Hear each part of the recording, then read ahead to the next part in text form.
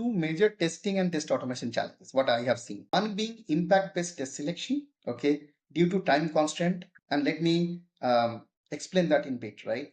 So we have any enterprise architecture, which is kind of a spaghetti, right? I think that's the best way to describe, right? There's so much of intricacies and dependency. I've never seen any organization, and openly saying, I've never seen any organization where automatically people can say, oh, okay, I have changed this many lines, these are the lines of code, automatically these are the corresponding tests that need to be run. I've never seen that. So it's been like, an holy grail, right? So in most organization, now what happens is that you have a hot fix, right, for a customer.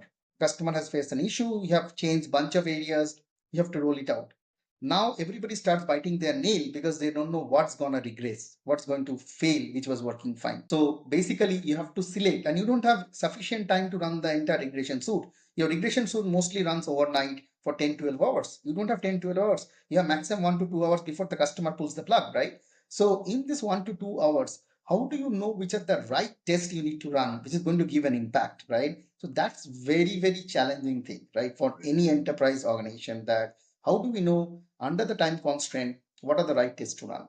The second is, in spite of executing the regression suite that we have, the in-house developed regression suite that we have, we observe that customers logging defects in production, and it is extremely frustrating for the QA team to see that, right? So for identifying the impact rather than manually identifying the impact areas, AI can play a more accurate role in selecting the right test cases or the right automated test cases that need to be run to identify the regression. And I have an AI on top of it, which kind of understands the implications of each and changes on one over the other and the entire system together, and then we have married that with my automation system, my automation repository.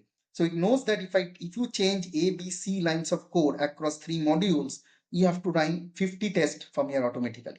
So bottom line, I can have a CI/CD pipeline developed, but the moment I change these 3 lines of code, those automatically 50 tests are dynamically selected and they are run. Whether it has to be 50 or 5 or 500 or 5,000 is all dynamically generated, which can be using an AI, right? So this is one of the major challenges which I've seen across organizations.